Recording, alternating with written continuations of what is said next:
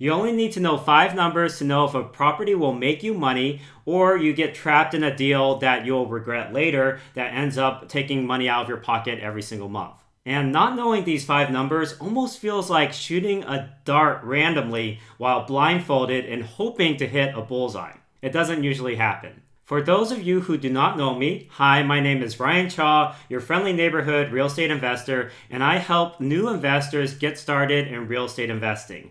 Now we're going to go and jump right into the 5 numbers you need to know.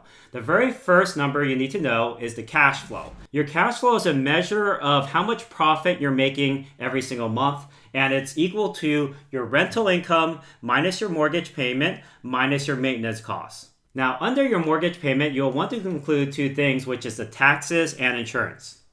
So I'll put that here.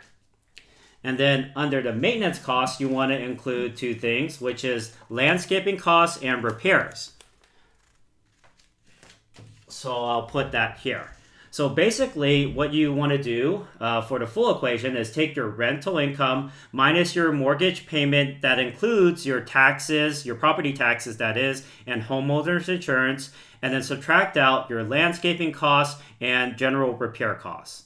And again, this gives you your monthly profit at the end of every month that you rent out your property. Now let's go ahead and talk about the second number you need to know, which is your cap rate. So the best way that I find to think about the cap rate, just to simplify things, is it's basically your return on investment if you were to buy this property in cash. And this is the equation for the cap rate. It's basically your rental income minus your maintenance costs, minus your taxes, and minus your insurance. So notice here that mortgage is not included in this calculation because this is assuming we pay cash for the property. What you want to do then is multiply that by 12 months because you want to get your annual profit, and then divide that by your sales price of the property because you're pretending that you're buying the property cash, so you divide by your sales price. And then that's what gives you your cap rate. Okay, now I'm going to give a quick example of what this actually looks like. So let's say my rental income is $2,000 a month, my maintenance cost is $300 a month, my insurance cost is $100 a month, and my taxes are $200 per month. If I subtract those numbers, it leaves me with $1,400 per month. Now I want to figure out, okay, what's my yearly profit here? So I'll multiply that number, $1,400 per month, by 12 months, which gives me $16,800 a year. And then I'll divide $16,800 by my sales price, which is $300,000 in this case, and that leaves me with a 5.6% cap rate. So go ahead and do the math for yourself and double check it. But typically I want a cap rate of about 10 to 12% in most markets in order to make sure that my house is profitable. Okay, so cap rate is a great way to measure a return if you were to buy the house in cash. But what if you finance the deal? Most people, they put a 20% down payment on the house and they'll finance the rest using a mortgage payment. So in these cases, you need to figure out what's my return on the cash I actually invested. Because if I bought a $300,000 house, I'm only going to put a 20% down payment on it, which is $60,000. So let's say I put $60,000 on it. Now I'm asking myself, okay, what's my return on my $60,000? And that's where cash on cash return comes in, which is the third number you need to know. So I'm going to go ahead and set up my board real quick, and I'll be right back. All right, now we have cash on cash return. So cash on cash return, as discussed earlier, is basically the cash return on the actual cash amount that you invested into the deal. So it's not the whole price of the property, it's what you actually put down on the deal plus your other costs associated with the investment. So what cash on cash is equal to is your cash flow, your monthly cash flow, multiplied by 12 months to get your annual cash flow, and then divided out by the amount you invested into the property. So the amount you invest in the property is actually equivalent to not just your down payment, but also your closing costs and your rehab costs, your renovation costs essentially. So closing costs are usually costs you have to pay when you close on a deal, and it's just a cost that usually the loan company will charge you to build that loan for you. It's typically between 2 to 5% of the total loan amount that they give you.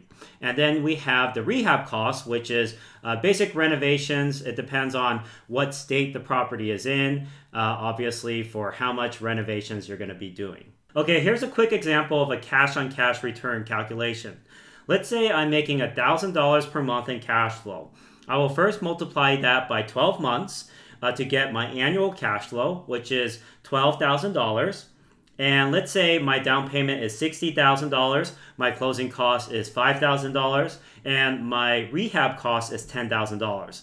So the amount invested total, $60,000 plus $5,000 plus $10,000, is $75,000.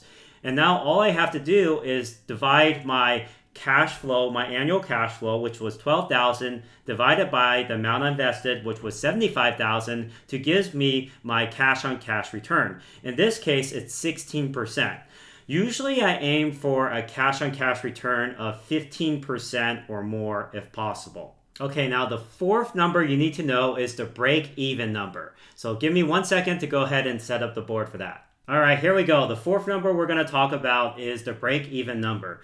So the break-even number is the number at which, or the rental income at which you basically break even, where your rental income covers your expenses. So it's basically your rent minus your mortgage, minus your maintenance costs, minus your vacancy costs, and you want that number to equal 0, and that's what your break-even number is. Now, vacancy cost is basically when somebody's not staying at your property and that property is vacant or empty, you're not making any rental income. So you want to factor that in. A lot of times people will have like a 5% vacancy rate or something like this, but you want to include this in your break-even number. So here's a quick example of a break-even number calculation. Let's say my rental income is $2,000 a month, my mortgage payment is $1,000 a month, my maintenance cost is $500 a month, and my vacancy rate brings me to $500 per month. So 2,000 minus 1,000 minus 500 minus 500 is equivalent to 0. So at my rental income of $2,000 a month, I'm basically breaking even. Now, of course, breaking even isn't great. You always want to be profitable, but at least I'm not losing money on the deal. And in any case, my money is going into the property by paying down the mortgage every single month. And I also get what we call appreciation, which is the final number that we're going to talk about. So appreciation is just a fancy word that means that a home's price goes up over time. Typically, appreciation is between 3 to 7% per year, depending on what city and state you live in. So here's a quick example of appreciation. Let's say I have a $100,000 house and it appreciates 5%. That means it went up $5,000. Now, the cool part about appreciation is this thing called leverage. You leverage your money by only putting a 20% down payment on the property. But what's cool about that is you have a complete control, 100% control of the asset, even though you're financing the other 80%. So a 20% down on a $100,000 property is $20,000. Now, let's say because it appreciated 5% per year, I gained $5,000 that year. What's cool about this is because of leverage, I'm not making just a 5% return on my investment. I'm actually making a 25% return on investment. And the numbers work out this way. If you take the $5,000 that it appreciated by, and you divide it by the $20,000 that you invested into the property, you get a 25% return. Now, why is this? Why is it a 25% return versus a 5% return? It almost feels like magic, right? Well, what happens is you leverage at a 1 to 5 ratio. So basically, whatever the appreciation rate is, you multiply that by 5, and that's your actual return on investment. So in this case, the appreciation was 5%, so I multiply that by 5. My actual return on investment is 25% because I'm leveraging at a 1 to 5 ratio. So that's the magic of real estate. Even if you break even on a property, you still get the appreciation. And the appreciation, even if it's a 3% appreciation, that's a 15% return on your investment. And a 5% appreciation is a 25% return on your investment. And so that's why real estate almost always beats out the stock market in the long run. As long as you're able to break even on the property, you're going to make at least a 15% return just from the appreciation alone, as long as the property appreciates on average 3% per year. So that's the final number, guys, but I also have a bonus number for you, which is the financial freedom number. Now, the idea of a financial freedom number is it's basically the number at which you cover all of your basic expenses. So let's say you have $10,000 in expenses every single month. If you can make enough cash flow from your rentals to cover that $10,000, that means you are now financially free. So let's say you buy 5 different properties and they each make $2,000 a month.